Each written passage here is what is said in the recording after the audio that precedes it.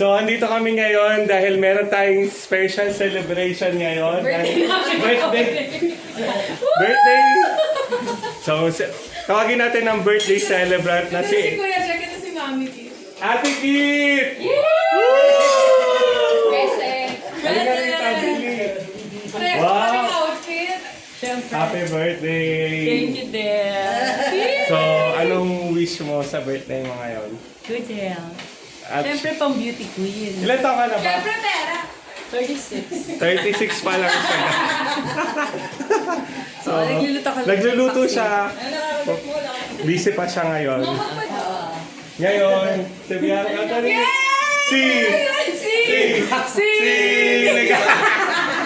Wala talaga favorite.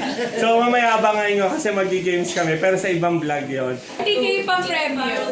So, ngayon, meron, hindi lang ngayon yung may birthday celebrant. Diba? Meron month of, ano? November ba? October. So, tawagin natin ng isa pang birthday celebrant. Jack! Si! Ay, mali-older yan! Mali-older yan! Ating older ba to? Thank you, Jack. Anong wish mo sa birthday mo? Gusto kong lumama. Kasi Doming, Meron pa tayong isa. Kasi si Doming. Doming! Tatlo kami may birthday. So, ang dami palang birthday celebrant ngayon this month. Si Coach Nick. Coach Nick! Coach Nick! Ate. Coach Nick! Halika rito! Halika rito. Dali sabi mo, happy birthday! 2 weeks! Madali, happy birthday! Sabi mo, happy birthday! English. Ah, English ba? English. Wow, social pero panguna may ino. Tulog ba? So mamaya na lang guys. Pakita ko sa inyo yung yung handa na nila. Siyempre may paletsyon. I-rate natin yun mamaya. At saka hindi mawawala yung beans. Si Ate Char. Ito. At saka lechon pa. Ayun, ginagawa pa yung lechon paksiw. Hindi pa kami kumakain. Si So, Nika. babalik na lang kami guys mamaya. Tapos mag-ready na rin kayo. Para sa game. Si! Si! Ay, kayo, exercise. Talaga. You know what goes. Sige, mamaya. Kasi yun ang sarap ng black cochinta ito. So lahat to, in-order lang ni Ate Kit kasi hindi na siya masyado nagluto. Pagod na daw siya. Palap. Oo nga pala si Mama, October 31. So, 4 yung celebration ngayon. Happy birthday, Ma.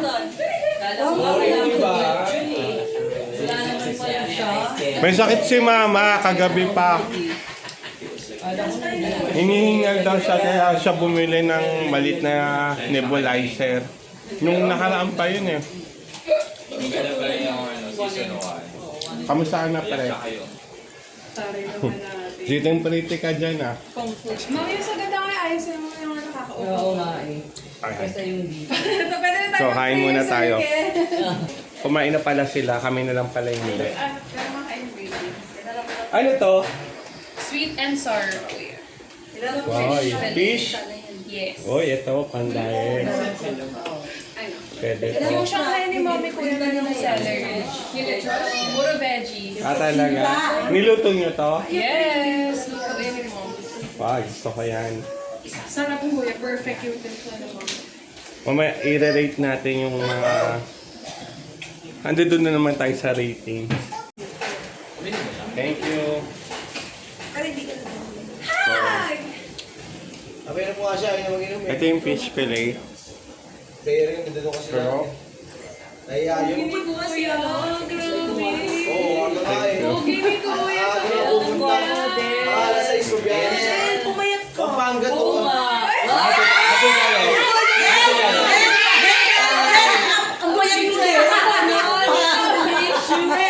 Pauna! Ano ba? Kuya, grabe pumayat ka! Grabe! Pumayat ka ba? Ano yun? Ay, earthquake dito. Earthquake grill. Yung Hindi pa nakakatulog dito, no? So, ito yung Hindi pa beans. na-charge, low bat na. Ay, matulog eh. Ito isa lumalaban pa rin. Baka floppy yan. Pogi talaga ni Kuya, grabe! Sobrang saya din! Sobrang lalaki! Ay, dadagdag ako. Sobrang fresh! Nag-diet ka talaga. Ganyan lang ako kumain eh. Kuya, magkamukha na. Ang sabi mo no? Kuya, Ang kinakain ko lang biskwit. Biscuit. Buong araw. Bakit biscuit? Ayun na, para yun na lang yung ano. Di, parang di masyadong calorie. namin ginabihan ka yung pomegranate. Biscuit. Ano? Dapat protein para makaga ka magutom. Flat out. Nag-ano ako calories deficit. Calorie deficit. Oo nga. Kuya, kamukha mo na si Kakay. Sino kakay? Ay, siyempre. Ay, tingnan niyo sa swimming pool ko na. So, tikman naman natin yung lechon. Then, pili ka na lang ng ano. Pero siyempre, ano, Merong hilaw din na ano, Shanghai, mag-uwi ka na lang. Hindi ko niluto na. Para ano, dun na lang ito yung sa inyo ni mama mo. Hilaw, sila Charlotte na dito ko. Siyempre, may first favorite. Ano ko na naman.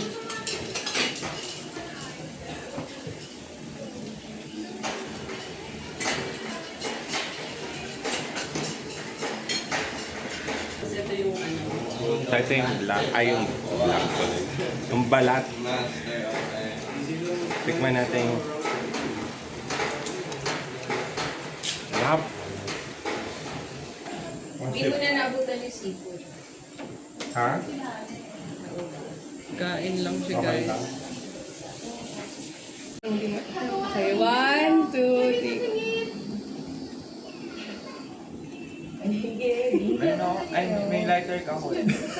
Okay, game!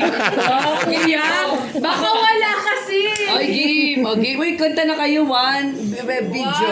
1, 5, 6, 7, 8. Wala ka sabihan. Wait lang. Tingnan lang, tingnan lang. Wait lang, wait lang. Happy birthday! Okay, 1, 2, 3, go. Happy birthday to you. Happy birthday to you. Happy birthday, happy birthday.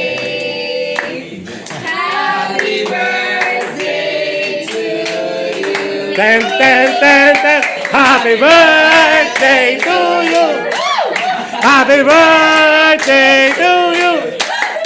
Happy birthday, happy birthday, happy birthday to you. Fresh na.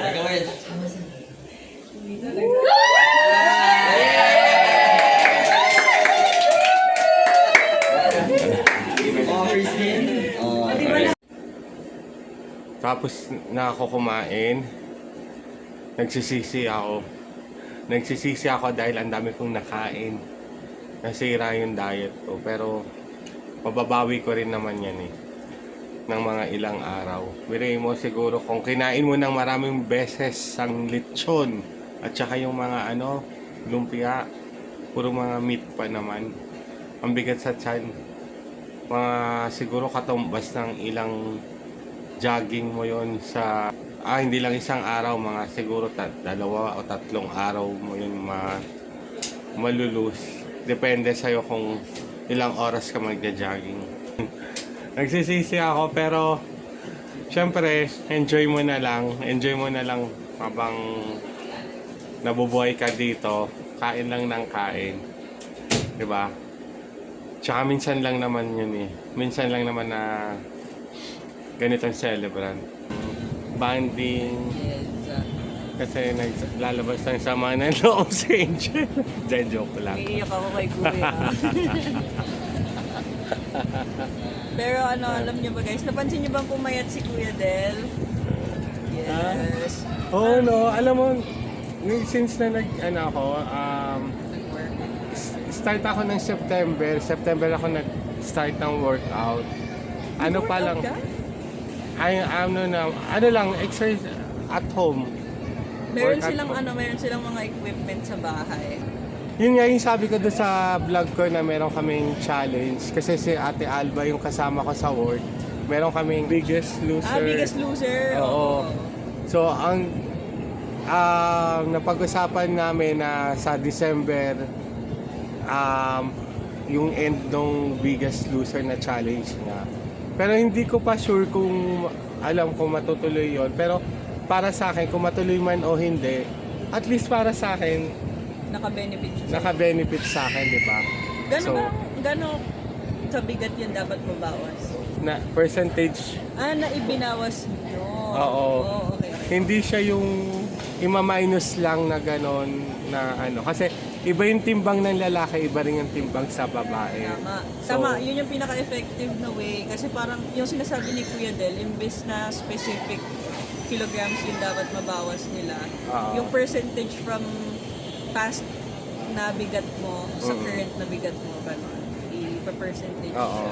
Bago pa sabihin ni Ate Alba yon, nag-isip na ako na gusto ko na magbabawas ng timbang kasi syempre para sa sarili ko rin naman. Pero mo last time na nagkaroon ako ng mga gout, ilang beses ako nagkaroon ng gout. Sabi ko nga sa sarili ko baka sa sobrang bigat ko na rin at saka sa mga kinakain din. Natutuwa ako kasi syempre at least nakita niyo yung development ng pagka-lose ko, di ba?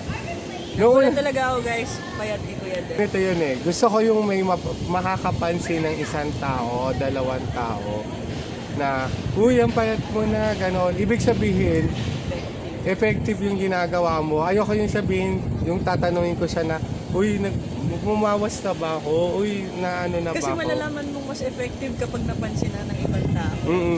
Ayoko talaga tanungin ng mga ganon. Gusto ko sila yung sa kanila nang gagaling na ano. Mas nakakatuwa kasi pag bansa sinabihan ka ng ganon, ituloy mo ulit. Parang nakaka-motivate lang. Oo, mas lalong nakaka-motivate. Hindi yung kailangan i-stop mo na kasi ay, nasabihan ako ng payat, okay na. Kailangan ituloy mo pa rin, di ba? Yun yung mark na parang kailangan mo pagbutihan. Alam mo ba na 4 na beses na akong pumayat? Oo. Nung unang pumayat ako, nung way back college ako, nagtatrabaho ako sa Gloria Maris noon. So, ang sinabihan kasi ako ng manager doon na kasya ba itong uniform sa'yo? Ang taba-taba mo. Nasaktan ako doon pero syempre kinip ko na lang. Kasi ang ginawa ko, hindi na ako kumain ng Pag uwi ko sa bahay mismo noon hindi na ako kumain talaga. Tapos ang ginawa ko, hindi ako nag-workout noon. Ang ginawa ko lang, naglampaso lang ako ng sahig. Gabi-gabi yon. Yung paalang yung ginagamit. Tapos yun, pinagpapawisan ka na. Ginagawa ko, 1 oras ako naglalampaso. Tapos sinama ko na rin ng diet noon. Nung time na yun, mabilis ako pumayat. 2 months lang din. Kasi bata pa ako noon eh. Parang maliksi pa yung yung movements ng katawan ko. So, mabilis talaga ako pumayat noon. Tapos yung after noon, hindi rin nagtagal. Nung isang tao, after ng 2 years yun, tumaba ulit ako, bumalik ulit sa dati. Tapos ang ginawa ko naman, nag-gym naman ako. Ayun, workout na ako talaga sa gym yun. Tapos mga 7 months ako nag-workout sa gym. Naging effective naman dahil from 200 pounds, naging 160 pounds ako. Ay hindi, tama, 160 pounds yung ko. So yun yung pangalawang pumayat ako. Tapos hindi rin nagtagal, tumaba na naman ako. Tapos yung pangatlo, Yun yung ito yung pinaka the best na na payat ko kasi nakuha ko yung gold. Sabi ko, sana maka 150 na pounds ako. Matitik, na okay na sa akin yun. Matutuwa na ko. Last, yung nakita niya yung birthday ni ko, sabi mo, kuya, ang oo. payat mo. Actually, yun pa nga lang din yung sasabihin ko kanina sa kanya. Sabi ko, may one time pa na pumayat si kuya ng sobra. Tapos, Yun yung pangatlo, pwede. oo. Parang 2023. Sobrang payat ko nun. Oo, sobrang payat niya nun guys. Si Kuya Del kasi usually pag nag-base siya ng damit, lagi kong pinapansin yung shorts niya kasi laging nalalaglag. Pero nung time na yun guys, nagulat ako kasi sobrang loose yung pants niya sa kanya. Tapos sabi ko, napansin ko agad, sabi ko na kuya, ang payat mo. Oh, diba? Nagulat ako nun guys. Ayun yung pinaka na-achieve kong Na timbang. natimbang talaga. 150 pounds ako noon. Oh guys, hindi ko lang sayang, wala yata akong picture nun. Titignan ko sa phone, pero sobrang payat niya nun. Tapos, ngayon din. yung di rin nagtagal yun kasi isang taon lang, bigla na naman akong tumaba. Mabilis ako talaga tumaba. Promise, mabilis ako tumaba. Parang, tapos, eto na ngayon, bumalik na naman ulit ako, mag-a-achieve na naman ako. Gusto ko ibalik yung 150 pounds ko sa dati. Hindi pa naman itong ganito kasi eto, nag-start nga lang ako sa September. October pa lang ngayon, di ba? So 1 month pa lang, pero nagtaka ako kasi ang bilis din ng effective sa akin. Ano bang current na timbang mo ngayon? Yung last na nagtimbang ako, nung 3 weeks ago, nasa 92 kilograms. So, 92.80 kilograms. So, nasa 170, 180 pounds. yun. Times 2 something. So, ang bigat ko talaga. Tapos, ayun na nga. 1.8 yan. Pero yes, kaya pa yan. Nakita nyo naman guys, sa build niya Pero malaki pa rin yung chan. Medyo malaki pa rin. Pero sabi nga nila na wala daw yung chan ko eh. Pero pag umuupo ako, syempre nakikita pa rin yung laki ng chan ko. Pero pumayat talaga siya guys. So, Actually nakakatawa. ngayon ko lang nalaman na nag-workout na ulit si Kuya Del. Gulat ako doon. Ang ginagawa ko kasi, di ba nagtatrabaho ako, kailangan, iniisip ko na, paano ko isisingit yung pag workout. So ang ginagawa ko pag out ko sa trabaho, doon ako nag-start kahit 10 PM na, tapos minsan umabot ako ng 1:00 ng madaling araw. Sigising ka ng 6:00 ng umaga para lang magpa-attendance.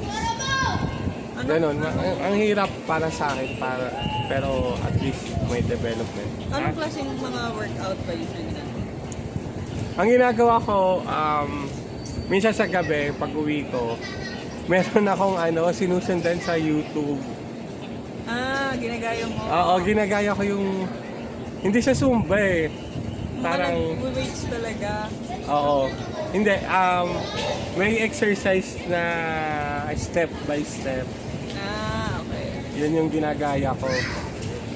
Matagal ko nang ginagawa yun, yung nagpapapayat ako. Effective yun guys, yung ginagawa ko sa YouTube. Tapos, pangalawa, hindi pa ako nakakapagbuhat ngayon kasi ang iniisip ko, pag nagbuhat ako ngayon, magiging yung weight ko kasi nga lalaki yung mga buto ko, lalaki muscles. Baka gumain yung weight ko kasi nga 'di ba may sinalian akong biggest skater. Ang mangyayari yata kay Kuya pag tinone niya na yung pag nag-weights na siya or parang pag tinone niya na yung muscles niya, magiging bulky yung buff ba? Oo, magiging hindi ako papayat, parang lalaki lang bubuo lang ako ng muscle. Parang gano'n mangyayari. Oo, hindi ako masyadong magaling sa mga ganyan. Pero feeling ko tama si Kuya Del na bawas muna siya ng timbang tapos sa kanya More on cardio lang muna ako. Gagawa ko treadmill sa bahay kasi meron naman sa bahay treadmill. Gusto ko kasi talaga, iba rin guys yung naglalakad ka sa labas. Oo, masaya. Kaysa yung nasa loob ka lang. Ang boring pag nasa treadmill ka, wala kang nakikita Yung view mo, view. yun lang. Oo. Pag nasa labas ka, mas tumatagal ka, mas na-enjoy mo, humahaba yung oras. Pero pag nasa treadmill ka, inisip mo na boring ka na, parang gusto mo na ihinto. Parang iba pa rin talaga yung pag nasa labas ka talaga. Actually kaming magpipinsan. Meron kaming thing na mahilig kami maglakad talaga. Diba? Medyo Masarap. active kami. Masarap maglakad talaga. Nakaka-enjoy. Dati nagbabike kami. Oo, last time nagbabike tayo, di ba? Tayo nila B-Boy, si Alex, wala pala si Anton. Tayo lang apat. Pero Sarap. wala. Nung mga nagkaroon na kami ng work, nawalan na kami ng time. Iba na yung journey namin ngayon sa dati. Lakad na ulit kami, lakad. Oo, lakad na lang ulit. Kailan ba kayo ulit? Nung yung ano ba yun? Kailan nga yun? BGC yata. BGC, no? Yun na yung last. Oo. Tapos kami nito, hindi pala kami nito. Kami ni Lex, naglakad kami from Cubao to Ortigas. Saya guys, by the way, kasi walang tao sa show. Sa show sa Ortigas, kuya. Tapos kami lang ni Alex yun nandun, lakad-lakad na kami. Kasi sobrang mahangin, wala masyadong kotse. Maganda maglakad. Gusto ko nga silang ayain dun, hindi ko lang alam kung anong plano natin dun eh. Kasi may nagtanong sa akin, sabi, ano ba mas maganda mag-walk sa gabi o sa umaga? Kung ano daw mas effective. Ikaw, anong sagot? Sa akin, sinabi ko sa kanya, mas effective para sa akin sa gabi. Kasi dun yung yung productive mo. Mas na bubuhay yung dugo mo pag sa gabi. Kasi ganun ako eh. Hindi ako morning person para sa akin. Yeah, may mga ganong tao guys. Minsan may mga taong productive sa gabi, may mga taong productive sa umaga. Pero sa case namin nilang Kuya Del, mas productive kami sa gabi. Kaya sa gabi kami naglalakad, mas peaceful, tas alam mo yung wala yung chaos sa morning. Syempre minsan pag umaga mga pumapasok sa work. May parang gulo ng environment. Unlike pag gabi na nasa loob na yung ibang tao. Tapos wala, lakad-lakad lang kayo dyan. Tahimik, gano'n. Tapos mahangin pa. Tsaka sa umaga kasi napansin ko, na-try ko na sa umaga mag-walk. Nag-jogging ako. Mas hinahabol mo yung oras kasi sa umaga, mabilis yung umakyat yung araw. Sabi mo, ang init. Kasi pagdating ng mga alas 7, sakit na sa balat yun. So, nag-start ako ng alas 5 ng umaga o minsan nalilate pa ako, minsan alas 6. Parang habulin mo yung oras na dapat 7 a.m. ka makatapos kasi pasikat na yung araw. Mainitan ka. So, ibig sabihin, sobrang bitin yung pag-walk mo, pag-jogging mo kasi nga mainit na. Unlike sa gabi, tuloy-tuloy hanggang walang init, tsaka onti lang yung mga tao. Mas masarap maglakad o mag-jogging sa gabi dahil wala masyadong tao. Yun nga lang, kailangan mo na may kasama. Pag ikaw babae, may kasama ka kasi syempre delikado pag ikaw lang mag-isa tapos naglalakad ka sa madilim. Dapat yung mga viewers namin dyan, dapat mag-comment din sila kung mas prefer ba nila na gabi or mas prefer nila no? Para makita namin kung kami lang ba yung mahilig sa gabi or hindi. Oo. Basta sa amin masaya sa gabi talaga. Kahit yung nagbabike kami, gabi kami nagbabike. Guys, Umaabot na kami ng umaga. Inuumaga kami noon. Actually, natatandaan ko minsan niya, parang 10 tayo nag-start. Oo. Bike. Kasi usually yun yung mga time na wala na masyadong sasakyan. Sa bike naman, mas gusto namin din sa gabi kasi sa umaga kasi ang daming mga sasakyan. Mas delikado sa mga bikers. Para sa amin, kasi puro mga bata rin yung mga kasama namin. Mas delikado kasi dahil ano dyan yung mga truck, mga mabibilis na mga sasakyan. Kaya... Mga maiinit yung ulo. Oo. Tapos may mga pumapasok sa office, sa school.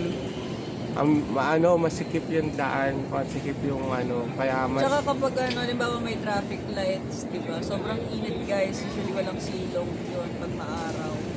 Totoo yan. Pag maaraw, mainit din, kaya hindi din recommended pag nagabay kayo tanghali, umaga. Nahirapan ka na huminga nun Baka may stroke kayo. Oo. Ayun nga. Kaya sa gabi kami talaga. So, magpapaalam na kami guys. Dahil... Parang podcast to guys. Oo. Tuloy-tuloy lang yung usapan. So, happy birthday sa'yo, Ate Kit. Happy birthday kay Mama, kay Jek, kay Domeng. Happy birthday. At sa mga... si B-Boy, belated happy birthday. Basta lahat ng... Di ba October si B-Boy? Yung September na. Ay, September Kuya ba Biboy, yun? oh. September 6. Sino ba bang October sa atin? Wala, sila lang. Sila lang ba? Oo. So, yun nga. Tapos, yun yung sabi ko kanina sa vlog, mas maraming nagbe-birthday sa Dagle family yung October at saka November. November. Yun yung dalawang yun, maraming nagbe-birthday. Sa So, November, abangan nyo, marami pang mag-birthday niya. Kasi next month siya. November. Sino pa ba? Sila Tito Ken? Si Chanel, Si Mami. si Ate Let, Si Kyle. si Daddy. Siya, oo, si Daddy. Diba? Madami rin kami. Marami rin November. December yata ang wala sa amin, si Kuya Jeff lang. Si Jeff lang. Wala yun pa lang. sa atin. Tsaka si Papa Jesus. Ay, si Papa Jesus, syempre. So, guys, thank you sa mga sumusuporta. Sana lagi kayo nandiyan dyan. At susunod, mag-iipon ako, magbibili ako ng mic. Para marinig nyo kami lalo. Medyo, maingay. Para maalis rin yung, yung noise sa background namin. Thank you guys. Salamat. Happy birthday sa lahat mga nagbe-birthday sa inyo. Hanggang sa muli. Bye.